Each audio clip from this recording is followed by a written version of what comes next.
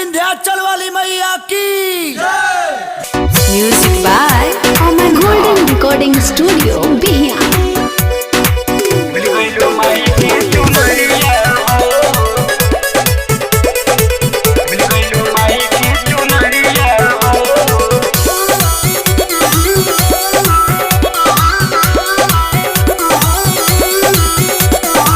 पहले तो आधा घंटा भैलू तैयार हो, अब नू बुझाइल हमके डाटेलू बेकार हो। पहले तो आधा घंटा भैलू तैयार हो, अब नू बुझाइल हमके डाटेलू बेकार हो। ऐसे न कर तू बजरिया हो, अपने तकीन ले लू लाली लिपस्टिक, भूल गईलू माई के चुनरिया हो। अपने तकीन ले लू लाली लिपस्टिक, भूल गईलू माई के चुनरिया हो।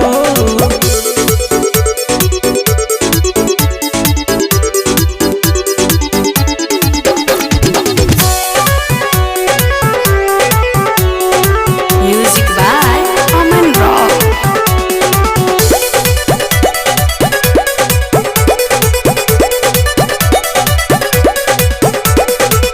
अब तुहार बा बहुते बेकार बा, मिल गईलू में हर तू कैसा ये धन खाली पैसा उड़ेला, न भगती में जियारा जुड़ेला।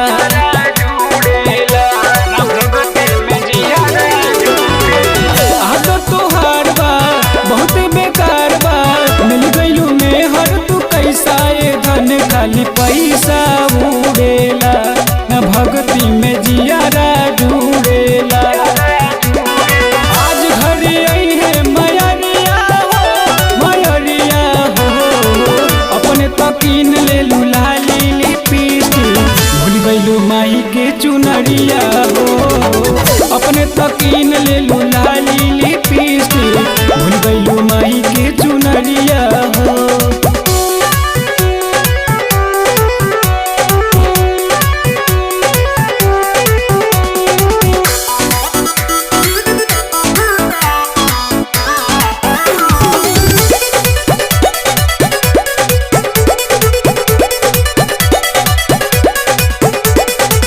रानी अनिल के बुझलो तू फील के, कैसे पलट देलू पासा, कहेलू पिंटू नासा चढ़ल बा, कि काहे तोहर मानवा बढ़ल बा।